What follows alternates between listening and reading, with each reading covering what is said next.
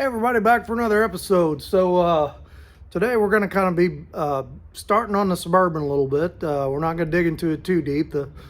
The goal for right now is just to make it roadworthy and drivable and clean it up and get it to where I can actually use it as a truck while I am finishing up the Wagon project here. And then probably later on in the summer or so, we'll actually get into start doing some body work and looking at painting the thing. But for right now, I just want to take a little better look around it, see what we got, and see what all we need to do to make this thing drivable and reliable. So let's take a look.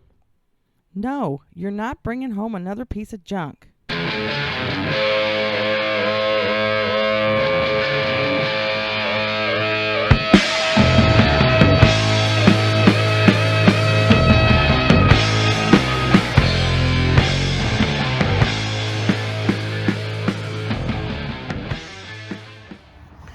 Alright, so first thing I did when I got this thing home is I changed the wheels, and I just put a set of stock wheels on it. I had these on my other truck, and it's for sale, so I put the custom wheels on that, put the stock wheels on that. That's the right size tire for this truck. I didn't really care for the big 17s on here, and it was like throwing the speedometer off 10 miles an hour. So this is where we're going to go. We'll get some hubcaps on that, you know, way down the road. But for right now, here's the problems I got.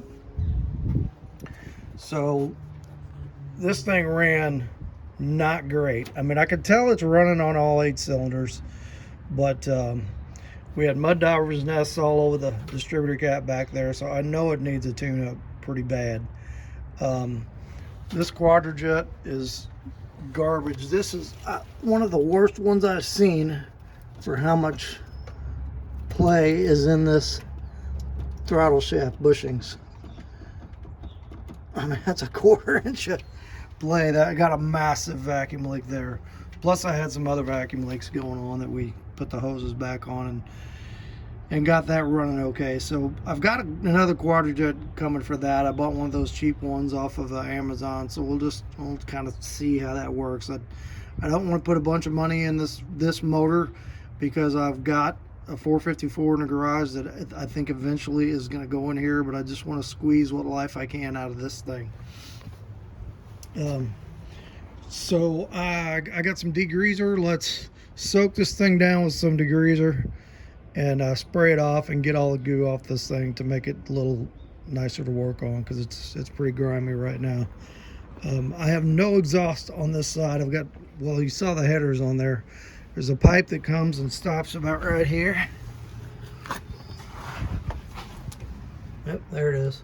Well, the muffler fell off that side, so I've got it in the garage. So we're gonna put that muffler back on. We're gonna shorten this pipe up, and I've got enough stuff I can just swing a tailpipe out in front of the wheels without having to buy anything. So I'm just gonna do that and shorten the one on the other side, do the same with that side, just so I got a little better exhaust on it. And then if we do the engine swap, then we'll do a nicer exhaust all the way out the back. And so looking inside, the starter is junk on this thing. It drags and barely turns, and see if it'll do anything here. Yeah. Let's see if it'll start. Ooh, see the flame? The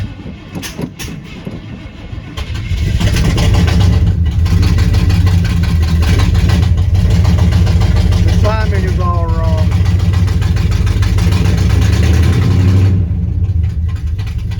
But it's not smoking, so that's good. I was kind of digging around here. We got an AM/FM cassette. That's kind of cool.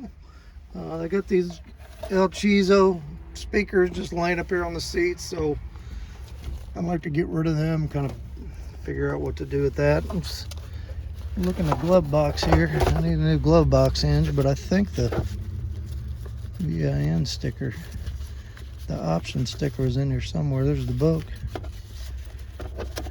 Yeah, there it is. So what did they get when they bought this thing? They got tinted glass, side molding, $350 of course, standard emission system, that is all going away. Now this is AM radio, this got AM FM cassette in it, and it looks like somebody has hacked the hole for that thing, so that wasn't original. L7815B tires. I got 235/75s on it now. Folding center seat, so that is not here unless they're talking about it in the back. Interior headliner, it's got tailgate, automatic, power steering. Power steering was an option. My dad's Suburban did not have power steering. Chrome front and rear bumpers, solid paint, 65 light camel solid. I showed in the last video, I never took the plastic off of the carpet, so I'm hoping it might be a job. It's like disintegrating. I'm hoping I can get this off, because under there that carpet would be like new. So we got to take care of that. The heater core is leaking. I got a heater core coming. The blower motor doesn't work. I got a blower motor coming. Might be kind of cool to try and get this old cruise control working. Was going to switch this over to barn doors, and then once I looked at what it takes to switch over to barn doors, I think I'm just going to go with the tailgate. The whole bottom piece inside the tailgate on the body is different for barn doors. You gotta cut that out, and you gotta, not only the outer piece but the inner structure has to be changed. So I'm not going to do that. I found another tailgate that's in really nice shape on Marketplace, no rust, no dents, $35. Going to pick that up this weekend. Look at the little Chevy emblem up there. That's kind of cool. A little bit of rust here and there, a lot of rust there. But I'll tell you what, panels for these things are very inexpensive. I can get this whole lower quarter from this body line from here to here for less than $100. And then there's another piece for this that's also very inexpensive. So we got sheet metal to do, but it's not going to be horrible money wise. Another neat option I saw up here that I've never seen on one of these. Well, this lights up, which I thought was kind of cool. I've never seen one of those that lights up. But this, you got this little work light here, and you just undo this and you pull this little work light out. It's on a cord, and you can look around the engine thing, and then you just reel it back in when you're done. So I thought, man, that's pretty cool. All right, let me get some let me go get some engine degreaser. I know I got some in the garage somewhere, and we're gonna soak this thing down, and I'm gonna power wash it off and see what it looks like. All right, that is much better. Now I won't get all slimy touching this thing. I took the visor off. It had one of those windshield visors on it that I just thought was like really ugly, so it's gone. That'll be on Marketplace shortly here if you want to buy that thing. I pulled this piece of trim off back here, and it's like, yeah, we got some rust issues, so we're going to be doing quarter up to this body line on both sides. You know, luckily, like I said, they're available and they're inexpensive. Something crazy I want to show you with this thing. When we got it and we picked it up, I seen this switch laying up here, and the guy told me that it goes to an electric fuel pump. He says, and if it starts to stall out on you while you're driving, just flip the switch on and it'll fire that electric fuel pump and give you an extra boost, because it's a long way from the fuel tank to the engine. I'm like, okay. Never seen anybody do anything like that, because it's got a new fuel pump on it. But then back there on the frame, he's got that electric fuel pump, and there he's got a relay, and that switch does that relay. So I don't know what he was thinking, if it just maybe somebody put the electric fuel pump on it to get it running after it had been sitting a while, and then they went ahead and replaced the original fuel pump, or what's going on. I'm thinking maybe we got some fuel delivery issues with the gas gauge being off. And I looked at the tank under the back, it's kind of rusty. I know this thing sat for a while, so I think we're going to end up pulling that fuel tank, checking the sock on it, checking the sending unit, and then just checking the line all the way to the front and making sure it's clear. It could be the rubber line that connects the hard line to the tank is deteriorated and sucking air, and that's why they were trying to run the 2 fuel pumps, and that's why we was having all the problems we were having. So, but we'll be taking care of that too. So, okay, anyway, so I got parts coming that aren't here yet. I just wanted to clean this up and take a look at it. I'm going to do a little work on the exhaust. He gave me one muffler that looks like somebody chewed it up and spit it out, and it's got a couple of adapters welded onto it. So, but hey, it ain't got no holes in it, so we're going to use it, by gosh. So let me see what I can do with that thing, and when the parts get here, I think I'll get this exhaust going. But when the parts get here, I think the first thing we're going to do is just go ahead and dig into that heater core, get that done so that I can clean up the interior, which I can't really do once, because I got to take that dash apart to do that heater core, and I want heat in that thing. So all right, that's all for now. We'll check back a little later. All right, so here's where we're at currently. I pulled this pipe off the driver's side and whacked that much of it off. Like I said, I'm doing just a takeoff in front of the front wheel, so I needed to move that muffler back that much. The way they had this, the end of the muffler would be like right up against the rear end, you know, for doing a tailpipe out the back. So we're just gonna do it this way for now. This is gonna be temporary until we get around to doing a motor swap on this thing, and then I'll do all new exhaust when we do that. But for now, we're just putting together what we've got. I've got a bunch of exhaust fittings around here, and I've got enough fittings to do this, and all I had to buy was a bag of clamps. And it's interesting, whoever put this exhaust on before, let's see if I can show you this thing. Woo, it's nippy out of here this morning. Frost on the pumpkin, Grandma.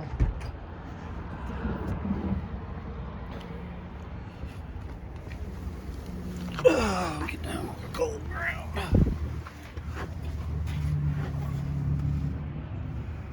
Okay, well, they did weld that, but that long pipe, they just had it shoved into that pipe, no clamp or nothing.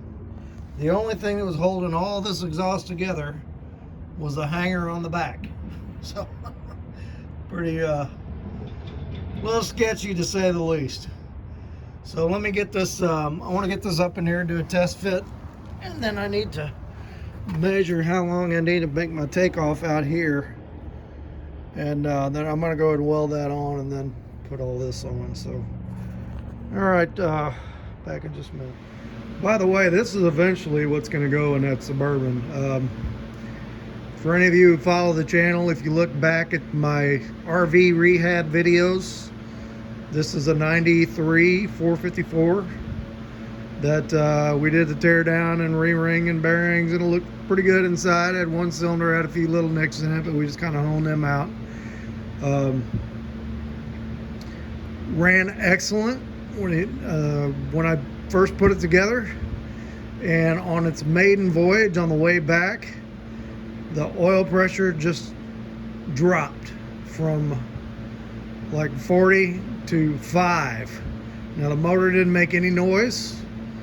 I had a good 350 sitting here, so I just went ahead and pulled this out, put 350 in, have not opened this up to find out what happened to it. It's got a fresh crank in it. Like I said, everything's new in the thing, so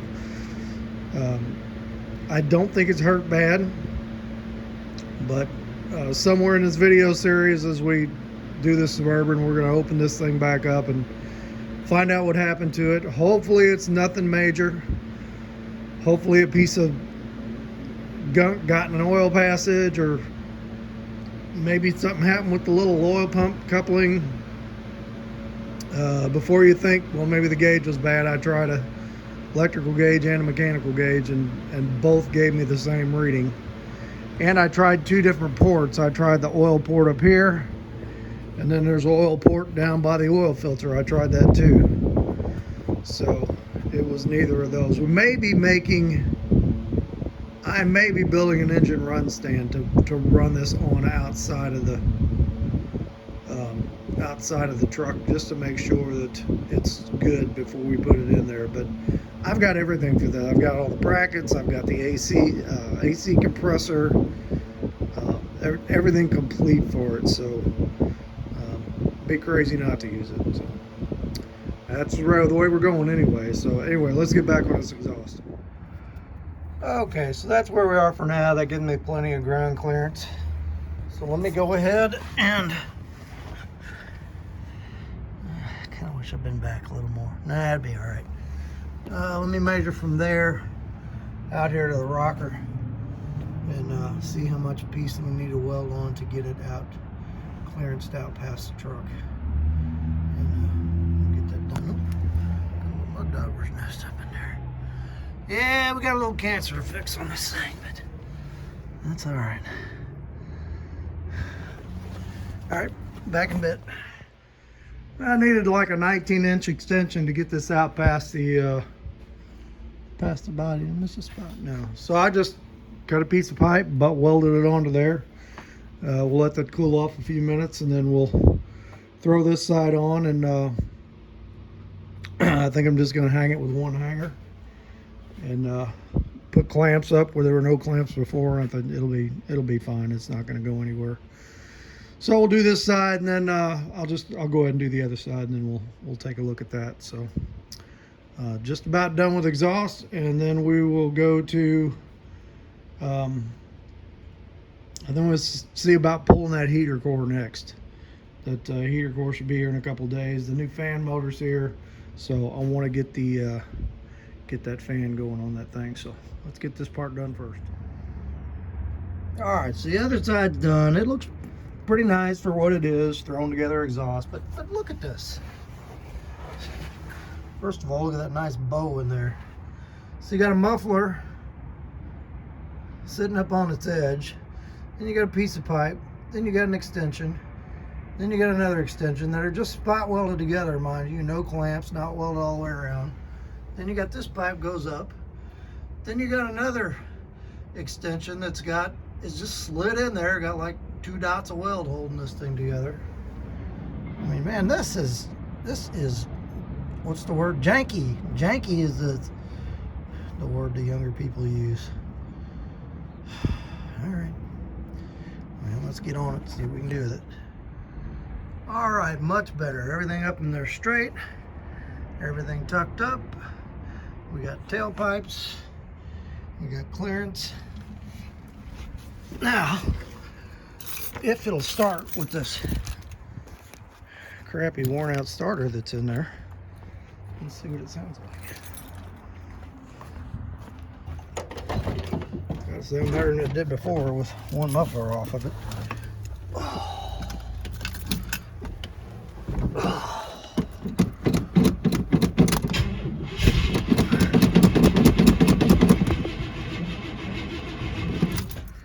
Come on, baby, there's no choke on it.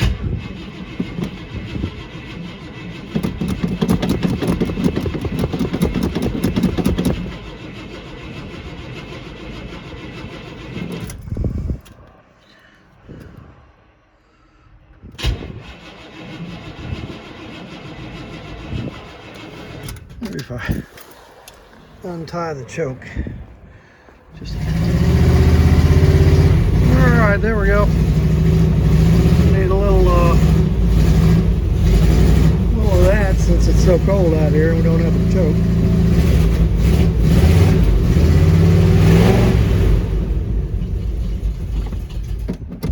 Sounds much better.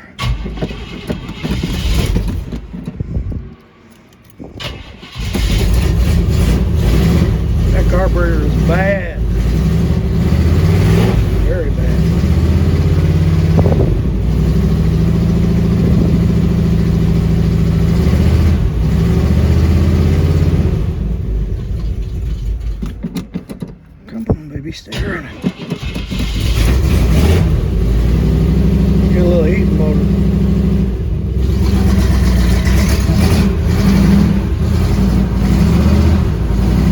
healthy. It's a little louder than what I wanted. I kind of like it quiet,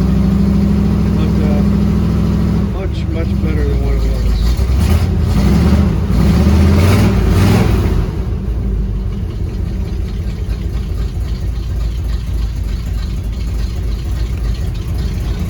There we go.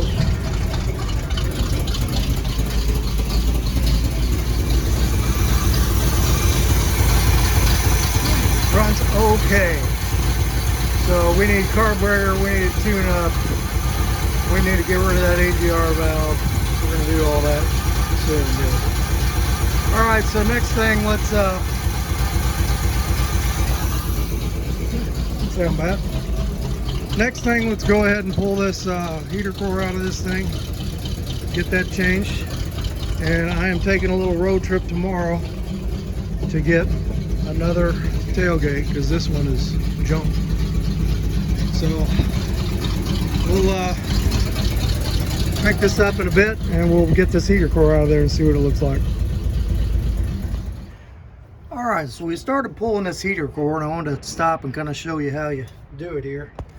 So I'm assuming this heater core is bad because they had these hoses cut and blocked off, and there's little stubs of hoses on there that were cut, so we're just going to assume this thing is bad and we're going to put a new one in. So I got rid of those little pieces of hose, and there are 3 bolts on the outside that you have to get to take this heater core off, and there's one that's really hard to get to, and it is right,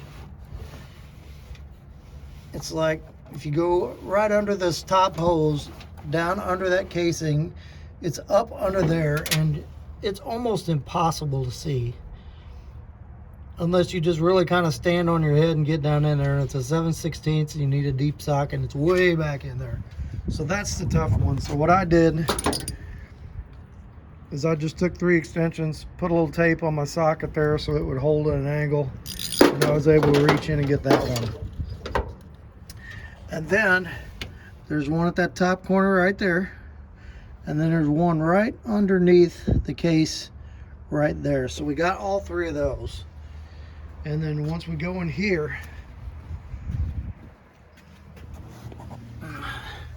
so you have to take this piece of ductwork off, which goes up into here, and there's 1, 2, 3 little 5/16 screws hold that on. So now this case should be loose.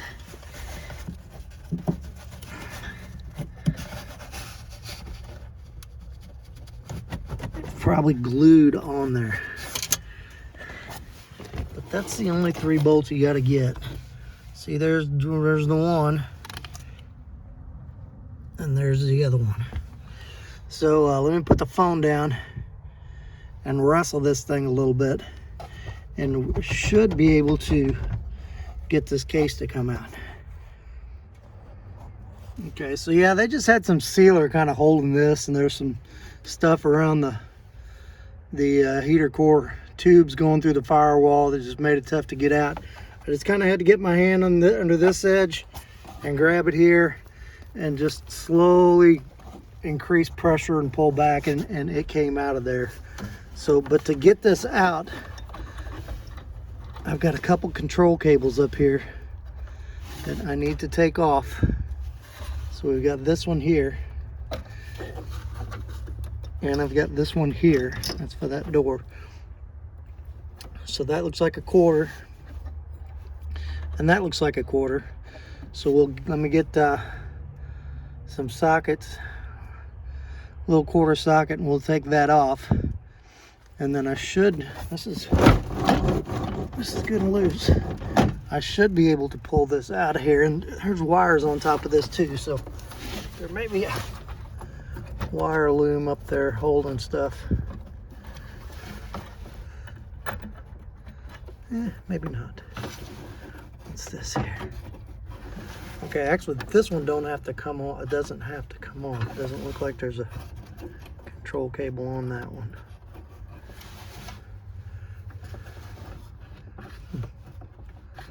Okay. But that one back there does. So let me get that off and we'll take a look here. All right, I was able to get it out of there.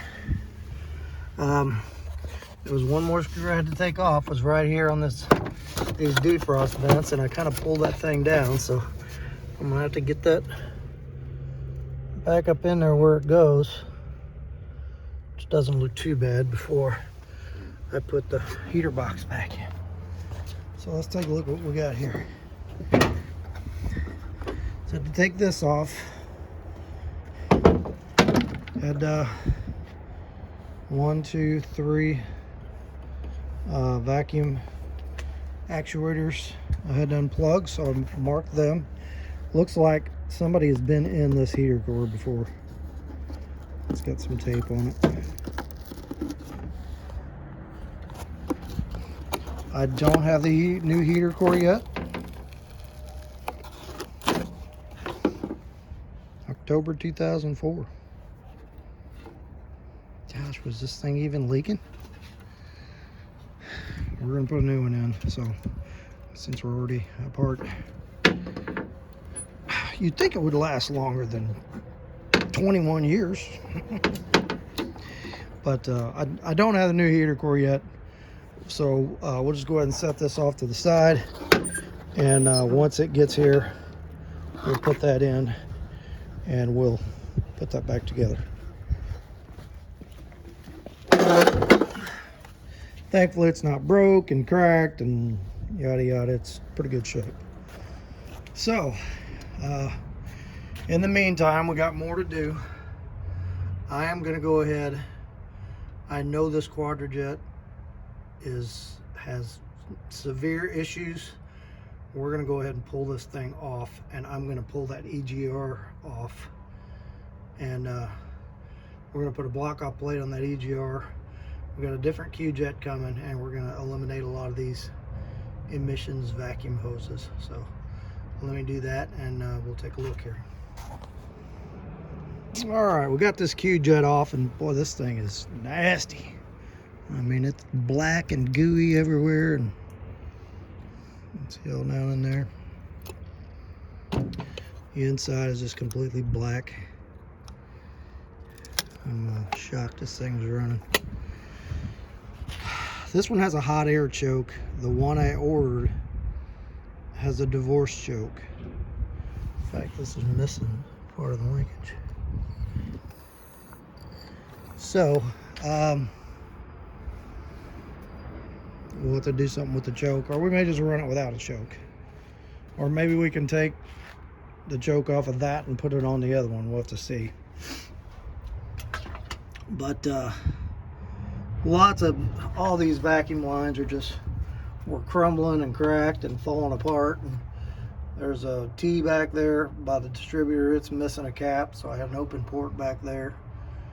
And definitely this was part of the running problem. So what I'm going to do I'm going to get rid of this EGR valve. What you can do on these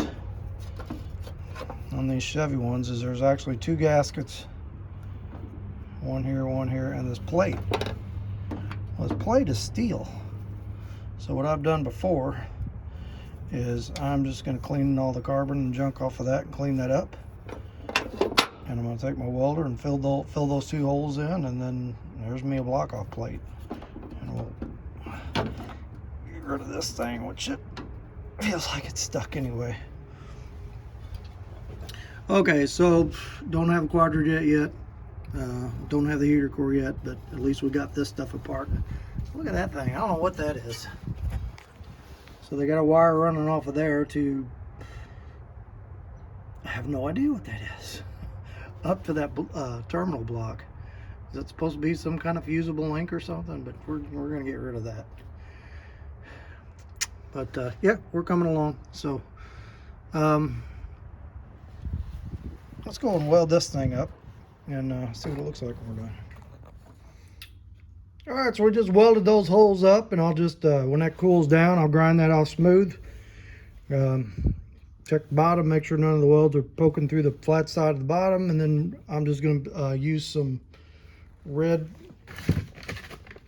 high temp RTV and make me a gasket for that, and be done. So there's my EGR block off plate. All right, I think that is gonna be it for today. And like I said, I need to get my more of my parts here, and then when my parts get here, we'll get back on this, figure out what we're gonna do carburetor, do the tune-up on it, change all the vacuum lines, put that plate on it, and then I want to see how much better it runs. I think it's gonna run a lot better. Got some other stuff in here to fix. I found that wire on the alternator. We should probably fix that. I think I've got a new plug in there somewhere. And then we need to fix this hideous fuel system with this weird booster pump thing on it. So that's gonna go away. We may end up dropping the tank on this thing just to check the rubber fuel line going from the hard line to the tank. And I want to check the hard line, make sure it's not rusted anywhere, and check the sock in the tank and make sure it's okay. So all right, that's upcoming, so we'll get back on her in a few days here. Morning everybody. So last night I took a little road trip and picked up this, which is a really nice tailgate from an 85 Suburban. Now this one is a power tailgate, so I don't know if I want to do that or not, just because I have to run all the wiring and the switch and all that. I'm not sure. I'm not sure what's wrong with this one yet, why it won't. Nothing's happening. I don't know if that whole mechanism is stripped, or I have to get back in there and see. You can't put the tailgate down until the glass is down, so but we may do that. You know, I may end up running the power for it. And then up here is a switch for the, where is it? Right there. That's for the rear air conditioning, which I am going to get rid of. I'm just going to run front air, so I could possibly use the wiring from that switch that goes back to the rear air and see if I can get it down the pillar and put a power tailgate window switch there. So that's a possibility. That thing is all disassembled back there. I'm going to have to get back there and look. But the problem is I am waiting on parts. My heater core is not here. My carburetor is not here. My tune-up kit's not here. It's all stuck in Christmas UPS limbo. So I've been tracking it, but it's moving real slow. So probably be a few days before I get here. So I think what we're going to do, I'm going to hook this, since we got this goofy electric fuel pump on here, I'm going to go ahead and disconnect this fuel pump and just pump all the gas into a couple of jugs using that electric fuel pump. Maybe we'll just throw a battery charger on there so I don't run the battery down. And I want to pull that fuel tank, and I want to see what kind of shape it's in, what the deal with the level sensor is, and see the condition of the rubber hose going from the fuel tank to the fuel line, condition of the fuel line, to try to get an idea of why this thing has that electric pump on it in line with that mechanical pump, and get rid of that weird situation. Also, I tested my blower motor with this jumper wire, and the blower motor is fine, but I am not getting power from the switch, so I don't know if it's this relay or a fuse or what, so maybe we'll mess with that too. So just a couple of things we're going to do today. It's kind of cold today, but I want to do kind of keep moving, do a few little things on it, and then probably work on my wagon most of the day. So let me get my fuel pumper router deal hooked up, and then we'll check this blower motor and see what we got. All right, so we finally had some parts show up today. So this should be one Chinesian Q-jet.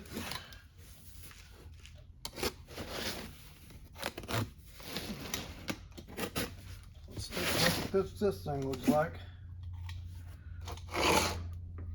So I tried one of these before, a different brand, on my RV, and it did not run very well. So I sent it back. So obviously the best thing to do is to try another one. I've seen people on YouTube have good luck with them, so maybe I just gave up on the thing too soon. Let's see what we got here. Tell you what, they are light. I got this thing off of Temu, which I've never bought anything off of Temu before, for 120 bucks, brand new. And then I get an email saying Temu has transferred your order to Amazon. So then the carburetor came from Amazon. Pretty interesting, I thought. So let's see, I'll have to put the AC high idle solenoid on there. No, I won't. I can't, because it doesn't have that boss on there. So that's okay. I ain't worried about that. And this is just a regular old divorce choke, which I don't have. I have the hot air choke. And I'm wondering, so you got a screw there, if it would bolt onto here.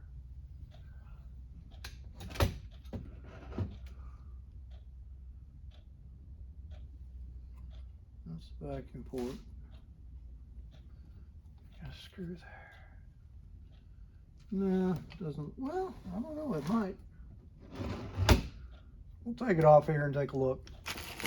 If not, I'll run without a choke. This is kind of temporary anyway, until I can get my other engine lined out and in there. So we got that. We got I got here. Back a little further. Got tune-up stuff, which should be plug wires, cap and rotor, all in one kit, and heater core. We'll get the heater back together.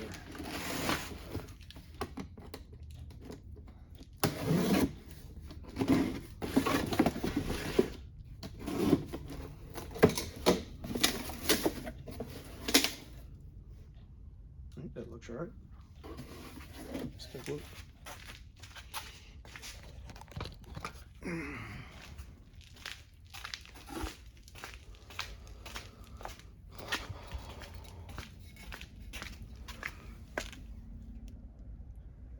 Yep, that's it.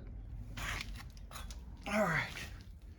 Okay, so tomorrow we will start putting this stuff back together. We'll get the heater back together.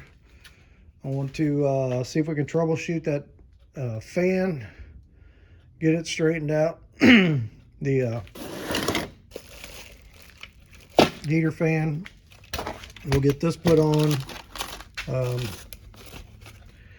I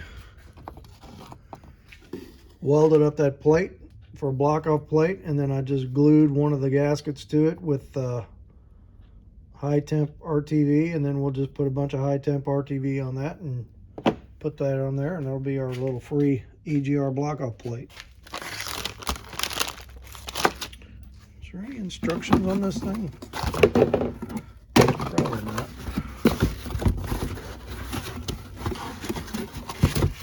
Nope.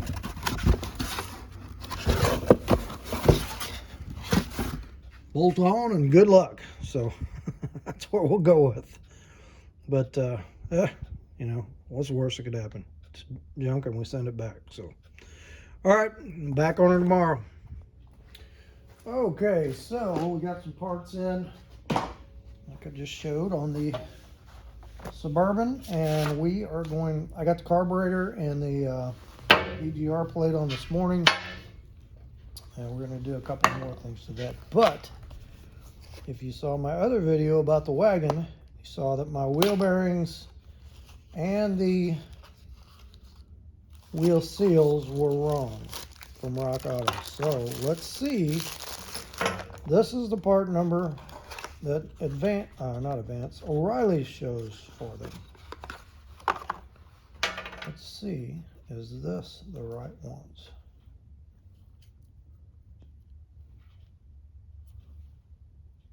That is the right seal. Well, it's a little tiny bit deeper. I don't think that'll make a difference. Let's see what the bearing looks like.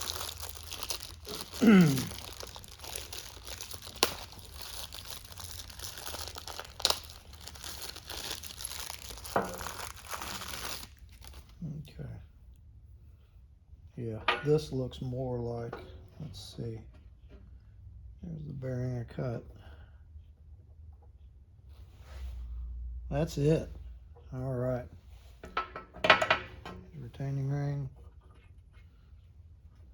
That's it. Cool. That's right. Okay, just wanted to show a clip of that real quick. This is actually for the Wagon instead of the Suburban, but that really held me up yesterday. So, like I said, I got the Quadrajet on, just bolted on. I need to put the little throttle linkage doohickeys on there and hook the cables up. Get these out of the way. And let's go ahead and put cap and rotor on. And I think I might have a brand new coil for an HEI down there somewhere. I'm going to dig around and see if I can find it. If I do, we'll put that on there too. So I'm going to go pull that distributor cap and we'll take a look at putting this thing together. All right, so not completely wore out, but it's getting there. That's pretty flat. And a pretty good amount of carbon buildup in there and in the distributor.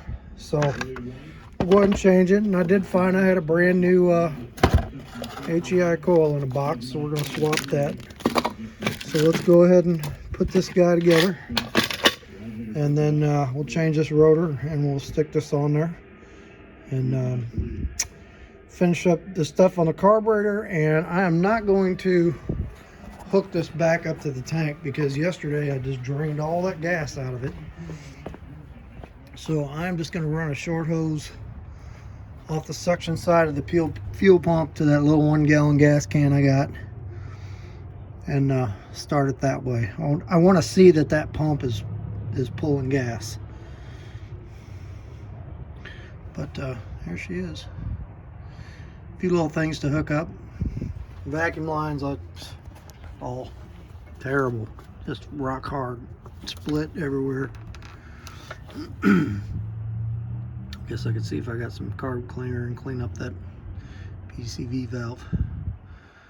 But all right, let's get all this together and we'll give it a shot, see what it sounds like. All right, so I was looking at my cable hookups here and something didn't look right, and I realized it's got somebody swapped a 700R4 in this thing. The TV cable wasn't hooked up. It's right there. It was laying down on top of the transmission. So I drove this thing for 2 hours home and it actually shifted. I don't know how, but it did. But yeah, we need to get that hooked up. I hope I didn't smoke the transmission. It wasn't slipping or anything, but it was not hooked up. So I got to remedy that.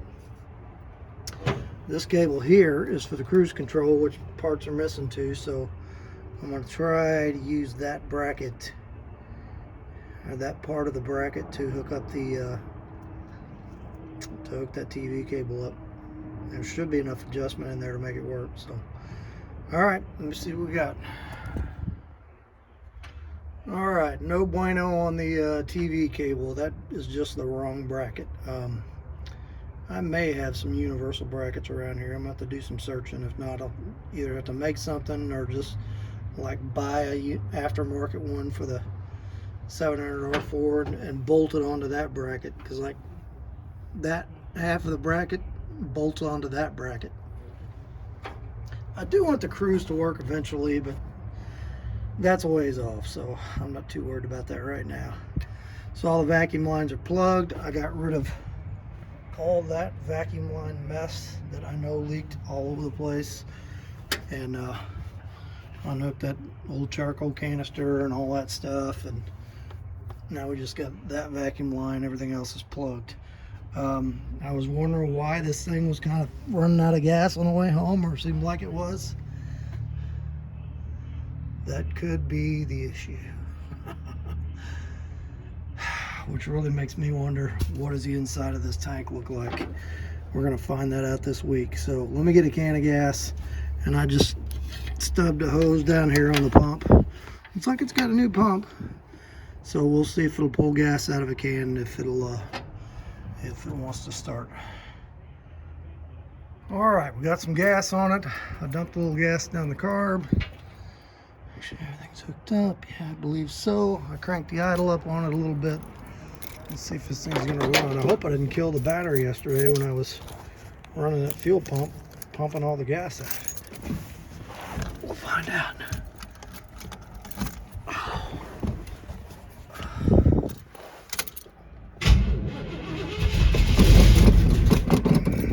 Oh, something.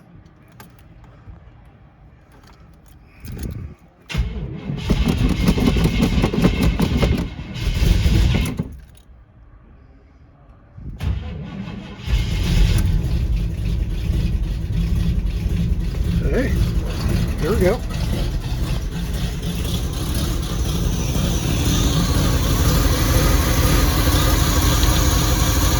Be careful here, there's no fan shroud.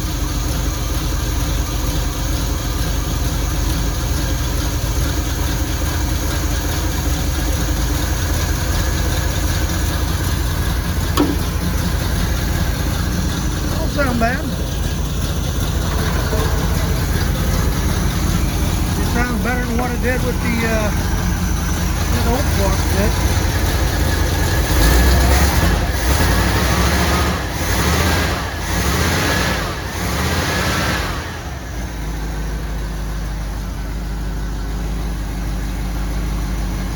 Oh man, much better. Sounds pretty good actually. Need to set the timing on it. Oh yeah.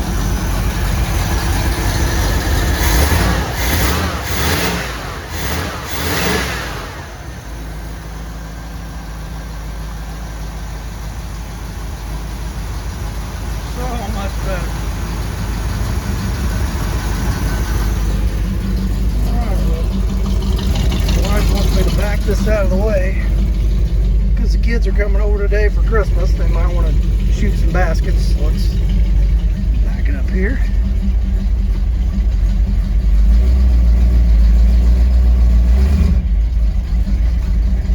A little low on tranny fluid.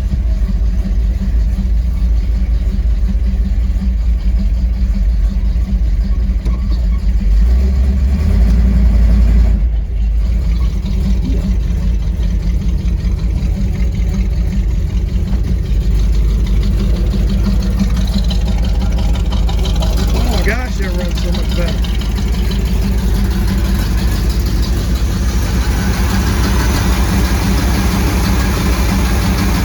Alright. Chinese Q-Jet number 2. We'll call that a success.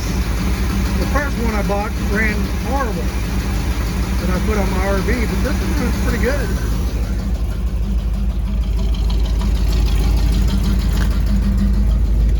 How easy she restarts. Oh my gosh, yes. Nice, nice, nice.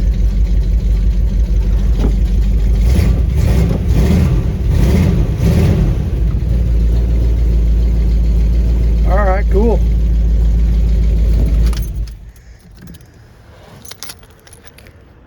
right, well, I think that's it for today. We'll pick this back up tomorrow. And we'll put that heater box back in tomorrow. Well, I gotta work tomorrow. That's right. I got 2 more days of work. So we'll pick it up when I come home tomorrow. We'll get the heater box put back in. What else do we need to do? Well, I need to get that tank pulled, but let's get the heater box put back in and see if we can troubleshoot where the fan motor problem is. I downloaded a wiring diagram. And then after we do all that, we'll address the fuel system. We'll pull that tank. We'll check the line going all the way to the back and see what we got to do there. But very pleased. Much happier. Okay, back in a bit. All right, so here's where we left off yesterday. And I'll tell you what, it's 40 degrees. And I got home from work. And on one crank, this thing fired off with no choke on it. Just the choke wide open. Ran smooth, no sputtering, so I'm extremely happy. I mean, this is cool. All right, so let's go ahead and get this heater core changed. Get that up in there, and get the hoses hooked up. And I'm gonna have to kind of figure out something here because I got one hose coming from the radiator going to the water pump. And then I got the other hose coming from the intake going up to one side of the heater core. So I think I should have this hose going up to the other side of the heater core and probably a plug in here, I believe.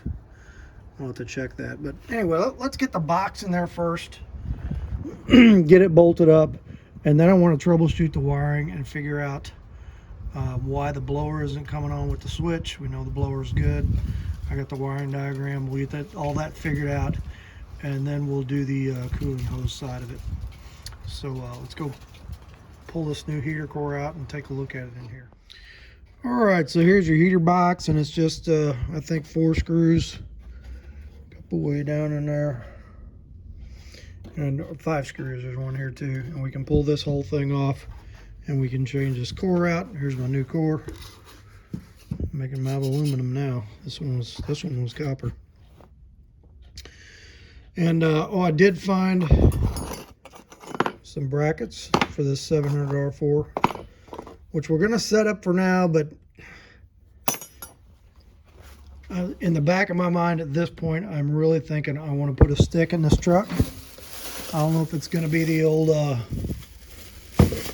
thought about an NV 4500, little heavier duty 5-speed, or the NV 3500 is a decent transmission. You know, you can't drag race with them for sure, but they put them in a lot of trucks behind V8s, and that's a decent transmission. Or maybe just the old, what's the old 4-speed they use? SM 465. Chevy used that 4-speed forever, and they are bulletproof, and they don't have the overdrive with it, but they are tough transmissions. So we'll figure that out way down the road. So, but for right now, I want to make a bracket for this and get this overdrive that's in there working right. So let me pull this apart and we'll take a look. All right, so we took these 4 screws out, and then I think you got to take this piece off too. A little metal piece up here, and then that should make this whole thing slide out. We'll find out.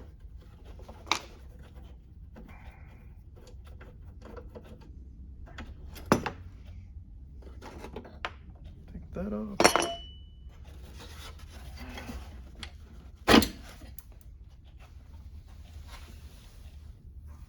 We drop some screws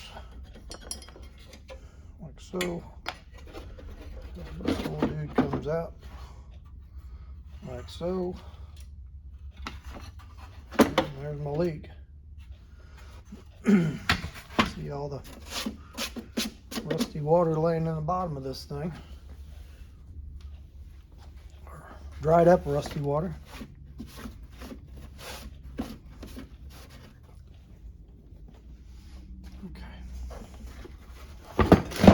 there.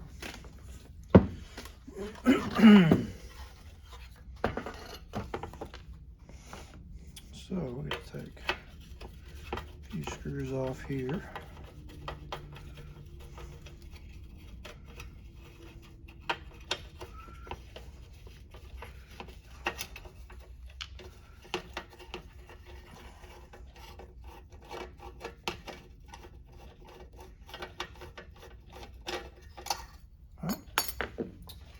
And then we got a couple of 1/4-inch ones there.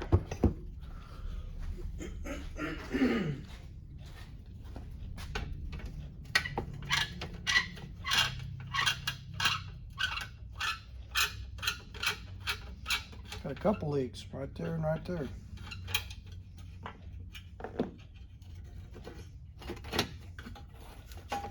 Take that out. Put this in.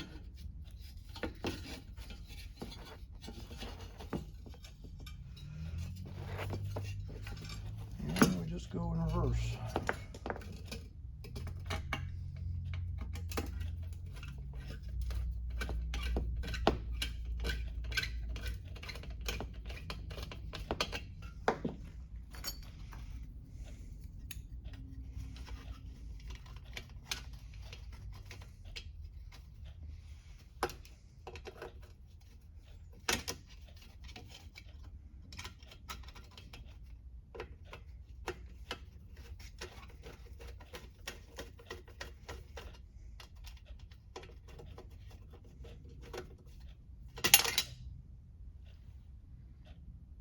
Where'd it go? Oh, right there.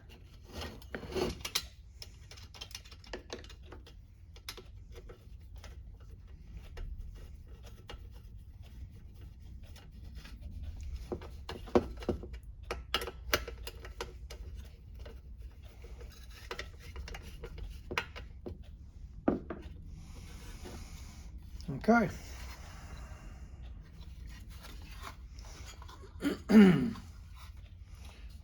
Pop this dude back in this way.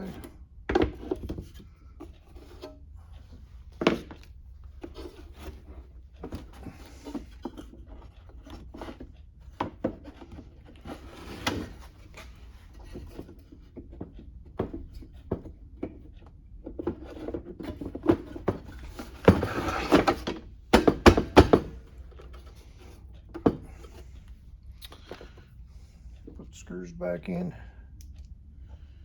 And we are ready to roll. Well, got one more thing.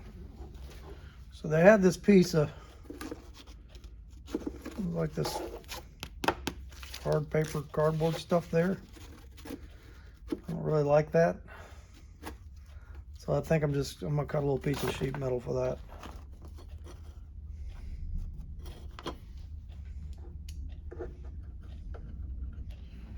Need a magnetic one for this.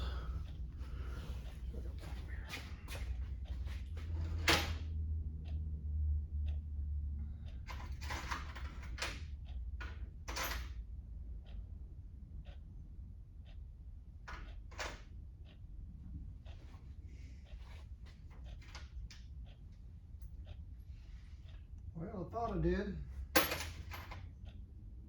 I'm sure it's around here somewhere.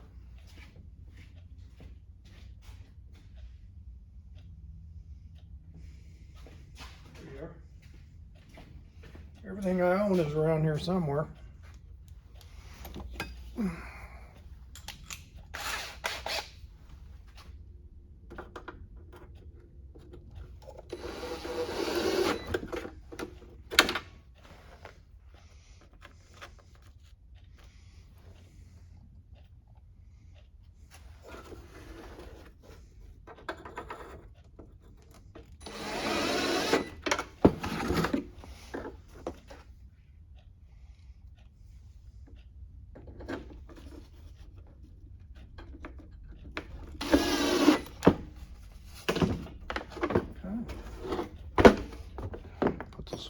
Back up here.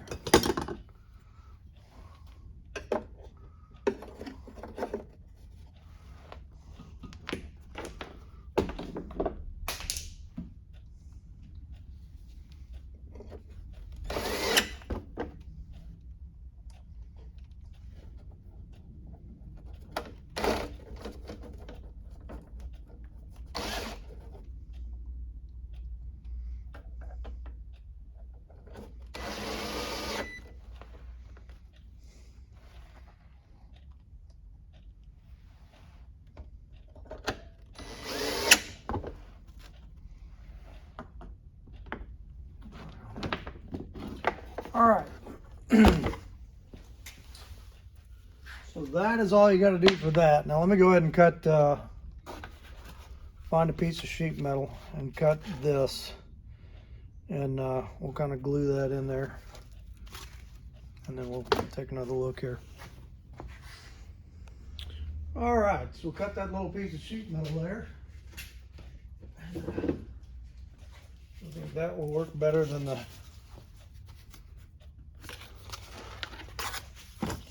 piece of cardboard that was in there. Now let's take some of this aluminum tape. Make sure she stays in there. Once it's up in there, it's not going anywhere, but this will hold it in place.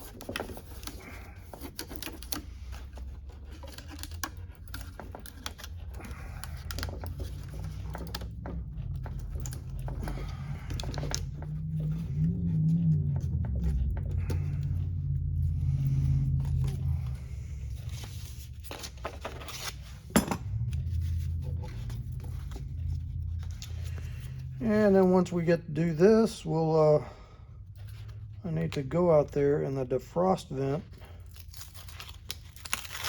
came off its little hooks and fell down, so I need to get that back up in there.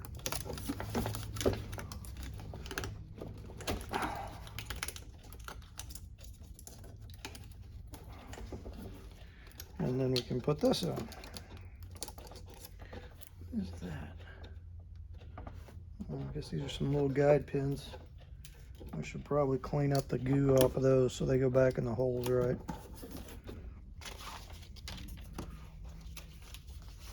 There's one there too. And that looks like one too.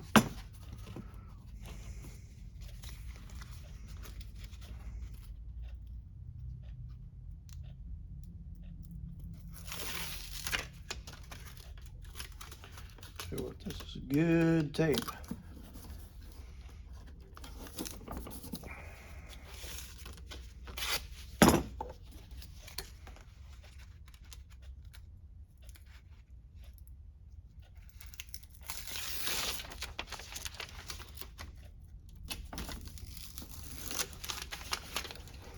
Very good tape. All right. We're ready to roll. Let me go out and get that defrost vent back in place. I'm going to clean up the goo around these little pins so they go back in their holes good. And then we will put this dude in there. All right, back in a few. All right, so I got it down there where it's ready to slide up in place, but what we're going to have to do first, is I got 3 vacuum lines to hook up. And I've got them. Here's one. There's one on the end. Where's the third one? I think it's 3. Oh yeah, here's the other one. So I got to get them hooked up first. And then we can slide this back up in there, connect the control cable, and we got the 3 bolts from the outside. So let me, I don't know any way I could film that and you'd be able to see what I'm doing. So let me just get it up in there and then we'll take a look at it. All right, it's in there. Very simple to do. All you got to do is line up both heater core lines, all 3 bolts, where it ties into the ductwork up on the top. You got to line that up. You can't see any of it while you're lining it up. And then also hold all the wires and cables and make sure they don't fall back behind the box so that you can't get them. So that's all. And then once you got all that lined up, you probably want another person to be able to put the bolts on out here, the nuts on out here, to get that thing started so you got something to hold it. But oh my gosh, that was a bear. But it's in there. So next thing we're gonna do, I need to put the control cable back on. I need to put this little piece of ductwork on, and I actually need to get, I need a little piece of flex hose because this goes from, where does that go from? It goes, well, I guess I don't have to have that right now. That piece of flex hose is just for this one vent. So I'll find some of that and order it, and I can stick it in there later. No big deal. So let me get this back together, and then we are going to, I'm probably going to pull that panel off the dash and get the wiring diagram out, and I want to trace down and make sure, figure out why the blower is not running, 1. 2, make sure these vacuum actuators work, and that the you know, we can switch from defrost to heat and dash and all that. So all right, back in a few. Okay, so here's our blower motor, and I ran and wired it and tested it, so we know it's good. So here's our blower relay. So I pulled the plug off of that. So we've got this wire going to the blower motor. This one should be battery hot. So let's see what we got. 12 volts. All right, so that's good. Then when I turn the key on, it should pull the coil of this relay in. That these other 2 wires are the relay coil.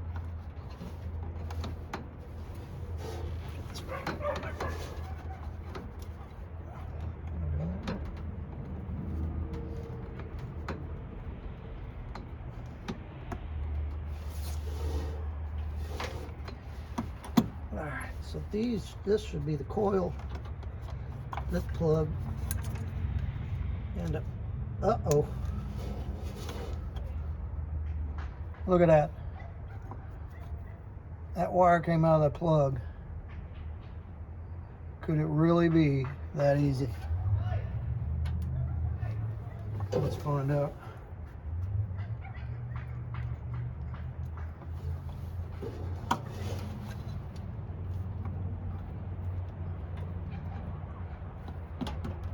That would be awesome if that was the problem.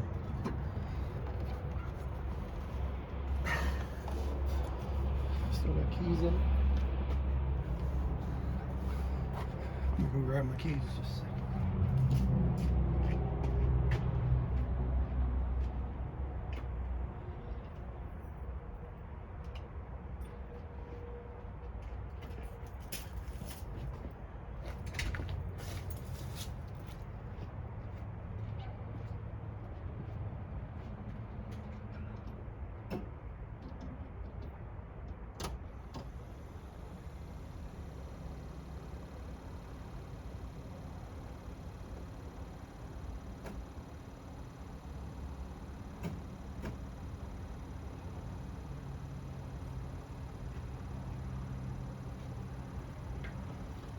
Oh, it is not that easy. Oh, wait a minute. It's running. Ooh, I cut myself.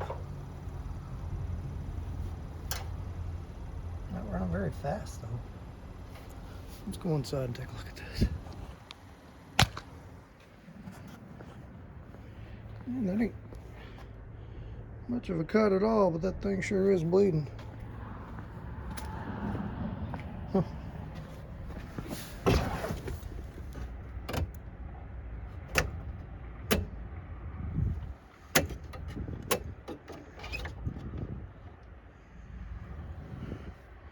It's running no matter what I do.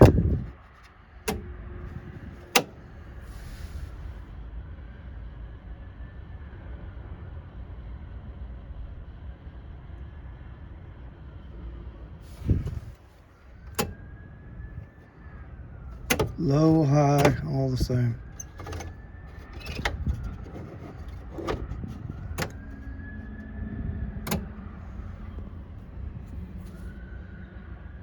All right, let me check something. We'll be right back.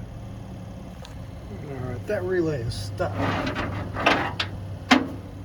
Because even with the coil wire off of it,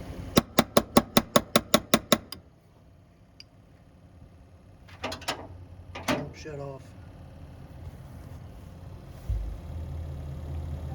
But if I turn the switch off, it won't shut off.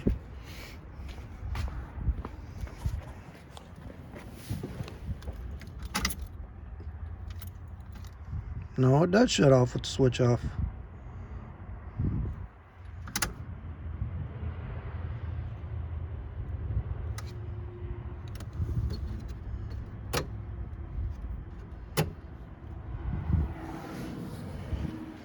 Now it's off altogether.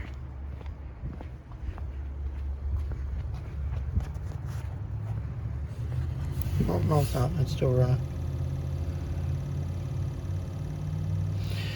Alright, let's pull this dash panel off and do a reading across this heater switch and see what we can figure out. Okay, so I went and pulled this relay apart. You just bend these little tabs over and you can pull the cap off it. And this relay is bad. I tested the coil, these two pegs of the coil, and it's bad. But if you manually push it down, that's high speed. So I know the load side of the relay is working. The line side, or the coil side, I am not getting a signal coming from that switch. But I think I'd like to get another relay before we go too much further. Yeah, it depends. Let me, I'm gonna get off here and check, see if Advance or somebody has got a blower relay for this thing in stock that I can just run over and get. We'll swap this, and we know this part will be good, and then we can figure out the coil side that's coming from the switch. So we're getting there. All right, so O'Reilly's can get me that relay, and it should be here tonight or in the morning. So we've got that coming. But in the meantime, went and pulled the dash apart, and as you can see, this got really hot. I don't know if it's just bad connections or what, but I checked the switch with the ohm meter, and the switch is still good. So yeah, I'm gonna have to put some new terminals on these, and maybe put some terminals on them and just heat shrink them, and then just stick them on that switch and do it that way, because these are ate up. But the switch is good. The way this works is you got this selector switch here, and I don't know if you can see, you got a plug back there, so you've actually got power coming into that plug.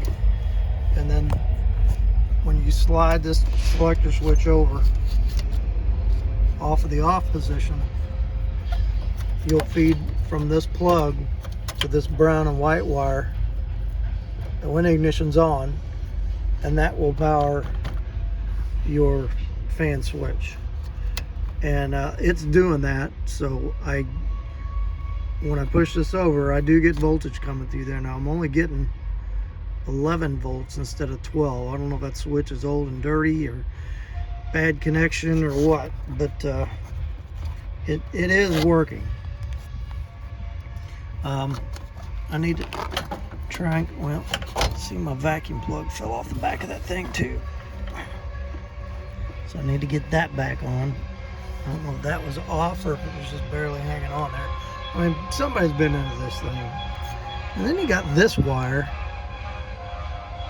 and I can't find what this does. It just goes, it's an orange wire, just goes into the side of the selector switch, and there's nothing up in here for it to plug into, and I'm not seeing it.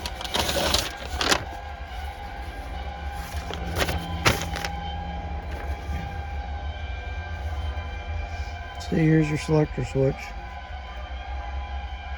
and it just shows 1, 2, 3 wires, and that little plug back in there is 1, 2, 3, and that's these 3 terminals, a double brown and white, the light green and the brown. And those are all there. So I don't know what this is for. I thought maybe it's for a light, but no, here's your light right here. So let me fix all this up.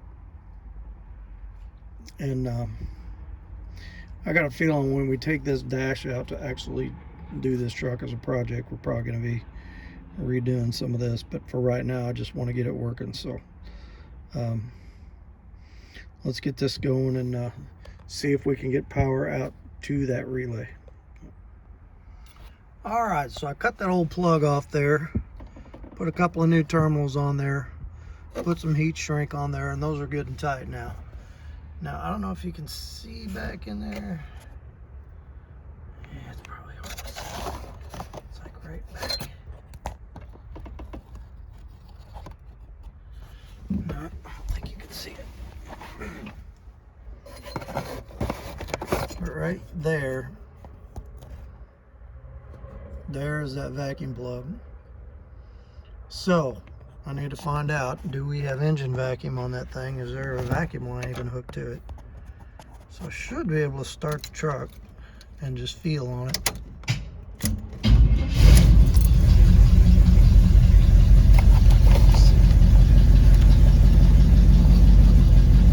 Should have. Yep. Yep, good strong vacuum on there. Sticking in my thumb. Oh, it's hard to see.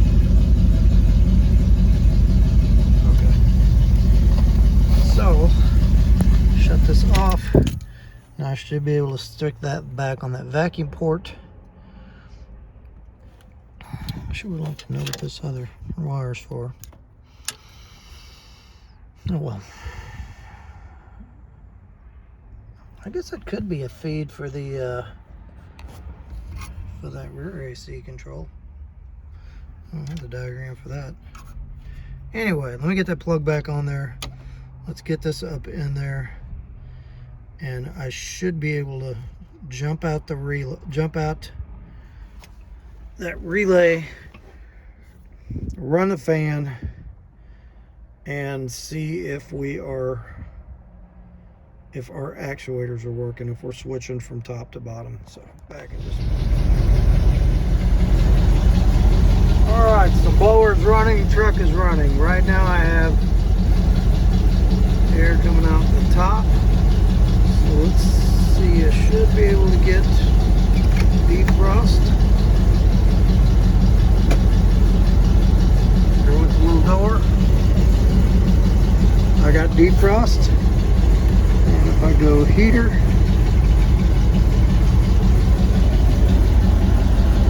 I got air down there. All right. Not a bad fix. Okay, all we should have to do is get that blower relay and we should be going. So that'll be here later. Let's go ahead and get these coolant drained in this thing and get these heater hoses hooked up. And I need to put all this back together, but we'll do that in a bit. Alright, we got heater hoses hooked up. Just sitting here filling her up with coolant. Man, she's really running good.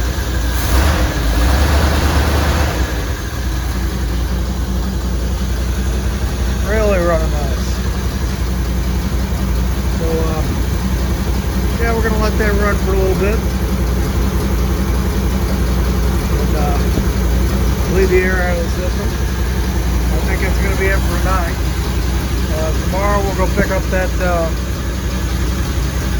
blower relay, and tomorrow we're going to pull the fuel tank on this thing and see what we got to do with it. Looks like we got a header leak here somewhere too. You can hear just a little bit of it. But anyway, that's it for tonight. We'll pick her up tomorrow. Morning, everybody. So Merry Christmas Eve is where we're at today, and let's see where we left off on this thing last night and what we're gonna tackle on this today. Okay, so yesterday, or the last few days, Heater core is in, heater hoses are run. Got the air bled out of the system last night. Everything's circulating good. Carburetor we talked about a couple times, running very good. I need to get my 700R4 cable hooked up. We've got heater controls are working now. Figured out the issues with the with the blower control. When I turn on the blower switch now in there, I get voltage to the plug for the coil side of the relay. So I got a new relay ordered that should work fine when it gets here.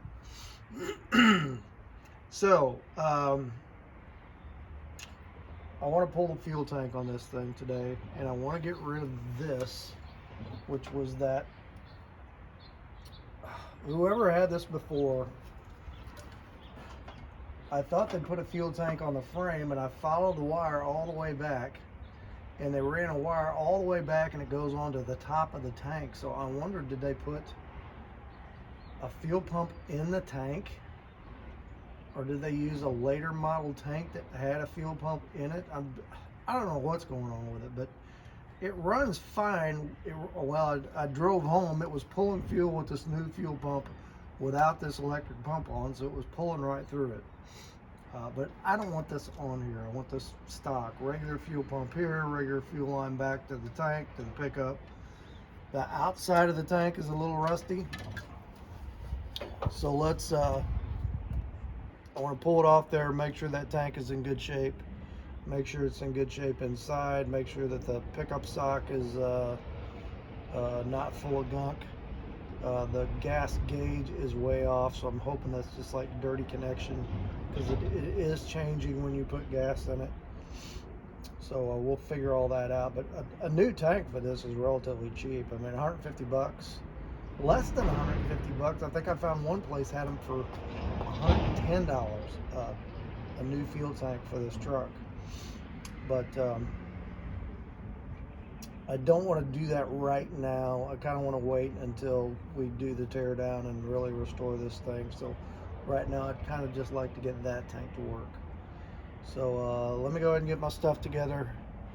We got a little rain out here last night. I'll need to throw something down on the ground and get this tank dropped out of here, and let's see what we got.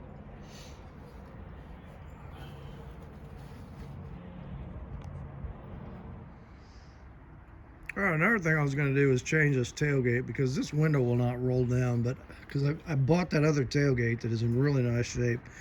But I think I'm going to wait until we start doing the body work and then change the tailgate out, then, you know, strip it down and, you know, paint it and that and all that. Because there's, well, for one, there's a little rust on the hinge pocket on this side I need to fix.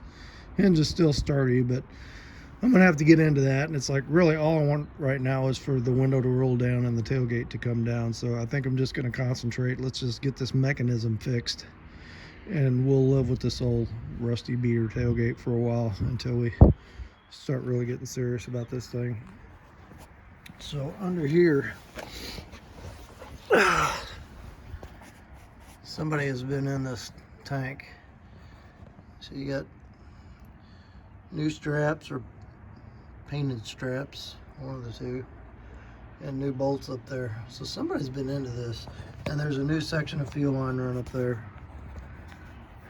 So all right, so I got a jack under it. Let me pull these bolts out. We'll get this tank on the ground and see what we're dealing with. Okay, so we got the tank out, and now I can see what was going on. So somebody put a TBI tank in this thing for a throttle body injected Suburban. Probably just a couple of years later, when TBI come out, 86, 87. So same tank, except it's got the internal pump, and that's what this wiring is. You got your pump wiring, and you got your sensor wiring. And then they ran wires all up the frame. They put that relay on there. They put that switch on there. Maybe they were thinking they were going to do a TBI conversion on this truck. Maybe they started on that. I don't know. Maybe they just did this part. Who knows? But I do not want to be trying to pull fuel through this pump, and I don't want this extra wiring and all this stuff on there. Let's just go back to 79 for right now. So I mean, the tank's not horrible. It's got some surface rust. I got some rust inhibitor we'll spray on it. Let me get my air hose. I'm gonna blow this off so I don't get any junk down in there, and we're gonna pull this sending unit and get a look at the inside of the tank and just kind of see what it looks like in there. All right, so as you can see, this tank is pretty much garbage on the inside. I don't think I'm even gonna try to fix this thing. I thought maybe I'd try to flush it out, but you gotta look up on the sides, and it's really rusty up on the sides, and just not good. Yes, it's the wrong tank too. So yeah, I did have the regular old TBI pump setup in it, and I'm not even 100% sure that's the same resistance on these, on this float. You know, the older Chevys are 0 to 90 ohms, so I'm not even sure if this is a 0 to 90 ohms. It might be why the gauge is way off.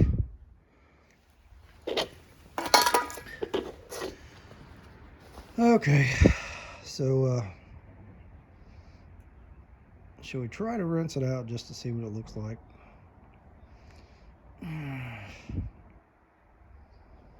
For 150 bucks, I'm gonna say no. Because I have to do that, then I gotta wire brush it, then I gotta take some rust inhibitor and spray the top, and then I gotta take some rust inhibitor and spray the bottom, and it's like, just get another one. Okay, so that's that's where we're stopping on that piece. Let me show you this rust under here I was talking about.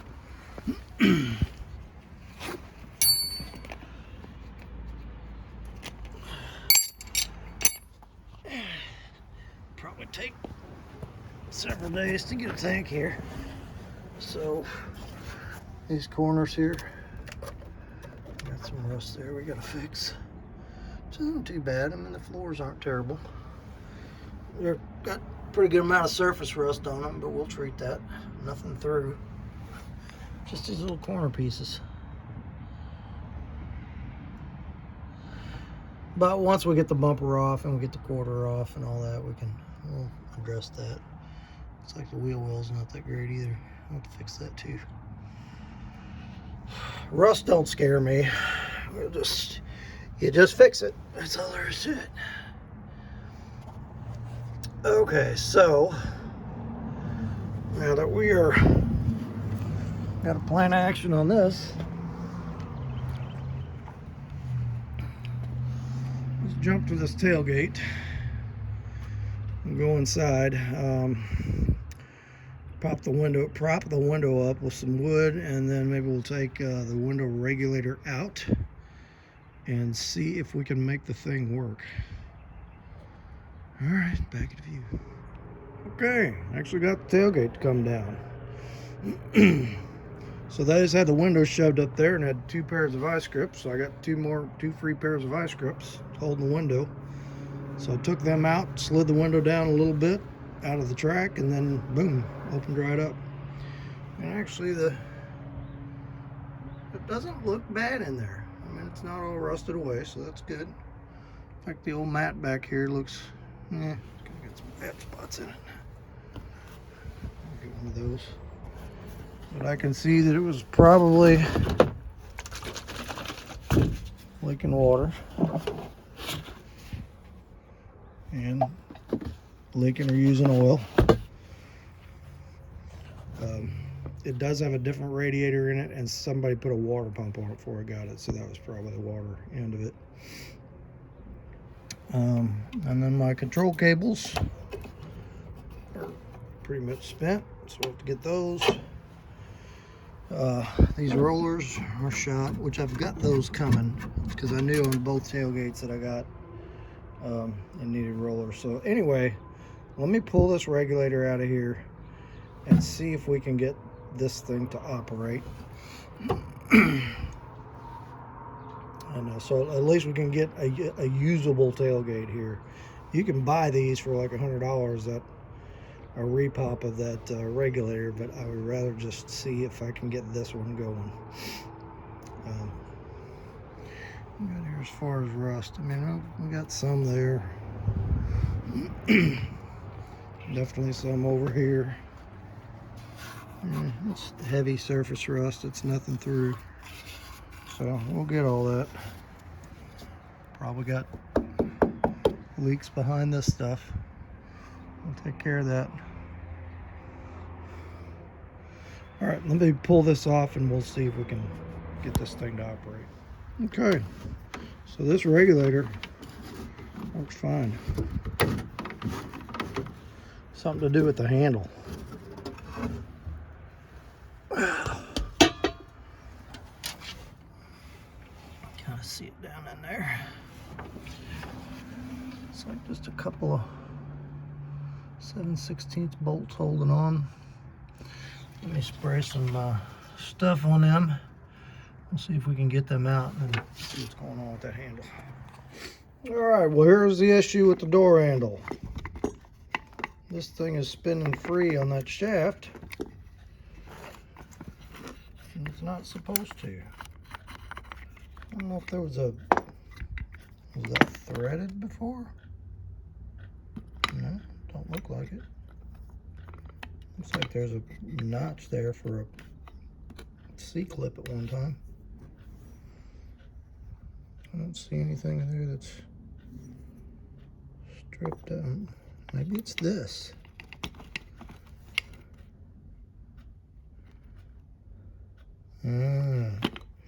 Maybe this will do it as part of the locking mechanism. It has to come out, lock into this, and then that will,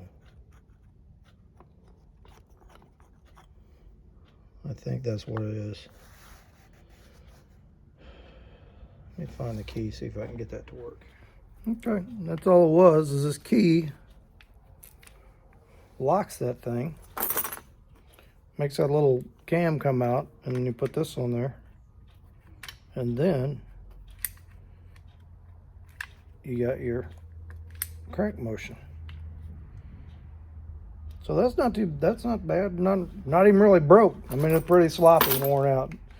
So I need to see if I can, there is a C-clip notch there, it is, and not a whole lot of notch left. Let me see there or not. Pretty banged up, but I just want it to work for now. So let me see if I can get, see if I can find a C-clip to fit that. We'll put this guy back in.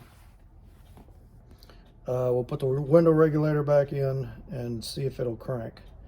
And then all I need to do is get those little rollers for them to come in, and I should have a working window. And get some cables for that gate so I can let that gate down without it falling down and mashing against the bumper. So looks like an easy fix. Back in a minute.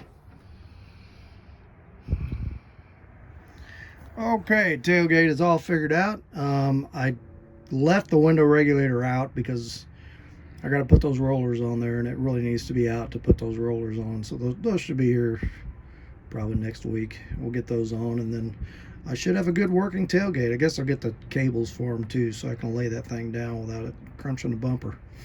I went ahead and pulled the fuel pump auxiliary wiring out, and that pretty nice connector, nice cable to right here, and then they crimped terminal onto some speaker wire, and then they crimped terminal and taped it onto some other wire. So fine electrical job there. So we'll save the good parts of that. Okay, where are we going next? So the next thing I want to do is, let's go ahead and get this, see if we can make this bracket for the 700R4 and get that on there. I do have the stuff to change the oil in this thing too, and I want to clean up, put the dash back together, clean up the inside, and see if I can get all this old plastic off the carpet and just vacuum in here real good. And just, I don't know, it's you know, old crappy looking truck, but let's make it a reasonably clean old crappy looking truck. And I think those hoochie speakers can go, and we'll just slap one of them little Bluetooth things on the dash for now. There's probably not even a dash speaker in this thing. Well, there's a spot for it. I don't know if it's over there or not. I'm sure it's no good.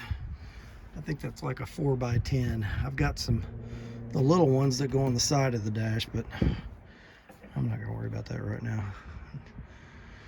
Okay, so let's go carb first, and then we'll put all this back together. And I got a horn button for it, came in yesterday, and I need to clean the old Chevy goo off the steering wheel. But hey, we're coming along. It's turning more and more into a usable truck every second. All right, so there we go. I just cut the little tab off that bracket and just welded it to the bottom of that bracket, and that seemed to work fine. And then I just moved the return spring up here because it was in the way, and the geometry seems to be good on it. I did the old adjustment on it. If you ever adjust one of these brackets, there's a button right there, see, with the little hole in it. You just push that in with a screwdriver and then go full throttle, and then there's that little front part slides in and out and it adjusts itself. So that seemed to work fine, so we're good there. And hopefully that transmission is okay driving 2 hours home without a cable on it. I mean, it was shifting. It was shifting weird, but it was shifting. All right, so I had to take this cruise control out of the way, and the more I look at this thing, I think this thing is gonna go, because it is just a rusty old mess. The wires for the module are just cut off and laying here, and it says Oldsmobile on it. So I don't really care if I got cruise or not in this thing. Maybe it's something we do with a little better cruise control setup than this. But I think I'm just going to take this part off and just get it out of the way. And then this part we'll just leave, because right now the speedo cable is running through it. But let me do that.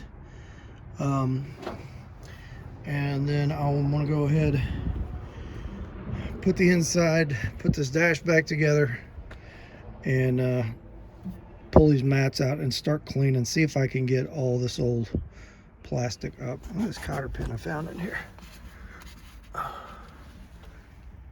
That's a big one. I don't know what that was too. It was under the carpet. But yeah, so let's get this back together. Let's do some cleanup in here, and see if we can get this a little better looking in here. All right, back in a few. Okay, so I think we are pretty much done under the hood, except I need to change the oil yet, and I've got a fan shroud coming, and I need to get an air filter. But I wanted to change this alternator plug. As you can see, that was that had been getting hot. So put a new plug on there. I'll just keep one or two of those in the drawer. They're only a couple of bucks. I put some plug wire holders on there to get them away from the headers, and I did that. Got rid of that cruise control thing over there. That thing was junk. So we're gonna go ahead and move to the inside. Let me get the dash put back together, and then we will see about doing some cleanup on the inside of this thing and see how she comes out. All right, so got most of that plastic off. A lot of it was, well, not a lot of it, but up here in the front, you can kind of see on the hump, it had just disintegrated so much, it is stuck in the carpet. I'm gonna have to get some kind of like heavy bristle brush to try to clean that. But for the most part, it came off, and I mean, wherever the protected plastic was, carpet looks great. Tried to clean up the old floor mats. They're pretty rough shape, so and I'm gonna get some armor on, just kind of clean up the door panels. There's just a lot of dirt and stuff in here, but I think this is where we're gonna end this video. We've done a lot of stuff on here. I need to order a fuel tank and a couple other little things. It is just about roadworthy. So you saw we tackled a whole lot of problems on this video, and got it to where it is running really good, I think. And just another small handful of things, and we've got a usable vehicle to haul stuff with, do whatever with, until the time comes that we're ready to tear into it and restore this thing, which I'm thinking is probably going to be early summer by the time I wrap up this project and another one I got coming for somebody else. That we'll get serious about digging into this one. But all right, so let's hang it up for this one, and I appreciate everybody staying along, and let's get a word from the Lord, and we will call this one good. Hey everybody, thanks for coming along today. So actually this video covered several days, but we got a lot done on this truck. I don't know how long this video is going to be yet, but it's probably going to be a long one. But I wanted to knock all this stuff out kind of in one video. We're not really turning this into a project at this point. This is just make a roadworthy truck for for personal use, and then we'll get into the good stuff on it a few months away. So as far as a message today, it's kind of a personal message for me that today, actually last night, December 23rd, exactly 30 years ago in 1994, I received the gift of salvation. And the story behind it was I had a long history with addiction, several kind of drugs, marijuana, cocaine, LSD, methamphetamine, you name it, I was doing it, and a lot of it, and on top of alcohol. And I'd gotten to the point, I was 27 years old, and was living with my mom, living off of my mom, I should say. And I was divorced and had 2 kids, and I had tried going to rehab a couple of times, and it had lasted a little while, and then I would end up back using again. And I hit this point 30 years ago where I just decided I had had enough. And I decided the best thing for everybody, including my kids, was to end my own life. And I thought that, I was working at the time, and I knew I had a little life insurance at my job. And I thought, well, if I was gone, my kids would get some money, and they would be done with me, and my family would be done with my shenanigans, and, everybody would be a lot happier. So I was raised in a church, and I had not been to a church for a long time at this point. And somebody I was dating invited me to come see her kid in a Christmas program at this little bitty church in Herculaneum, Missouri. It was an Assembly of God church, and I thought, well, I haven't been to church in many, many years, and if I'm going to take myself out, I better just go make my peace with God and be done with that. So I went to this little church, and the kids did their little nativity play, and the pastor gathered all these kids around that were in the play, and he set them down in the front row, and he starts preaching to them, and he's like, okay, you're gonna get all these wonderful gifts in a couple of days. Your mom and dad's gonna get your stuff. Your aunts and uncles are gonna get your stuff. Your brothers and sisters are gonna get your stuff. You're gonna have all these wonderful presents. He says, but I am here to tell you about the greatest gift in the world that you will ever get, and that is the gift of a personal relationship with Jesus Christ. Because this is the time of year that God sent his son to earth for us for our salvation. And I swear he looked right at me. I was the back of the church, a couple of rows from the back, and he said, "There is nothing you have done that God won't forgive you for, and relieve you of that pain and deliver you." And I know it seemed like an odd thing for him to say in a child's sermon, but he said it, and he was looking right at me, and I didn't know the guy and he didn't know me, but something in me changed, and I got on my knees and I just told God, I said, "I do not want to die.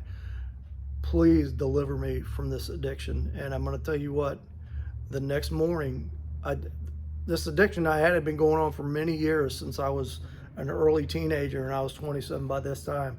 The next morning I got up and I took my Coke, and I took my pot, and I took my acid, and I took my whatever else I had in the house, and down the toilet it went, and off I went to the 12:30 Alcoholics Anonymous meeting at Sacred Heart Church. And I never again felt the desire to use or the desire to drink. It was an absolute miraculous instant healing. Sadly, many people don't experience that kind of thing, and I don't know why God chose me to experience that, but it was amazing. And some of my old friends in AA will say, "Well, you go from," it says first you're a no good, drunk, womanizing, lying, cheating alcoholic," and he said, "and then you stop drinking and you're a no good, lying, cheating, womanizing, sober person," which was true, because I had a lot of things to fix from that point on.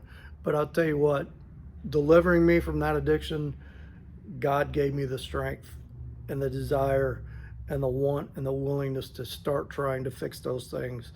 And it wasn't instant, and there were a lot of pain and a lot of setbacks and a lot of apologies and a lot of people not trusting me. And I continued to make a lot of mistakes. I never had the desire to use again, and I never did, but it took me a long time to work on those other problems and to just keep growing towards God in that, to grow that relationship and learn more about him and learn more about what he wanted for me. And exactly 10 years after that, in 2004, I met my wife. And here was a kind of woman I would have never dated. A church woman that didn't drink and didn't smoke and didn't lie and didn't cheat and didn't cuss. And exactly the kind of person I never would have gone out with. And I met her, and she had 2 kids. She had lost her husband. And the first thought out of my head was, there is no way I am getting involved with this woman with 2 kids. I got enough problems. And God said, "Oh, yes, you are, because this is where I want you." And this year we will celebrate 20 years of awesome, wonderful, godly marriage. And God has used her to change so many things in my life and make me a better person and a better man and a better dad and a better grandpa and a better Christian. And I just thank the Lord for that. So I don't know if anybody out there is at that. Christmas can be a depressing time of year, especially if you're dealing with addiction. If anybody out there is at that point in their life where they're thinking, "Man, it would just be better if I just checked out," you're wrong, because somebody out there cares for you. And I'll tell you, the Lord can change your life in unbelievable ways if you will just do a complete surrender and say, "I don't care what I got to do, Lord. I am going to listen, and I'm going to do exactly what you say to do." And you start down that path, I guarantee you it can get better. So that's my prayer for anybody who's suffering from the kind of malady that I was back then. So, and if anybody on there needs somebody to talk to about that, I would be happy to talk to you.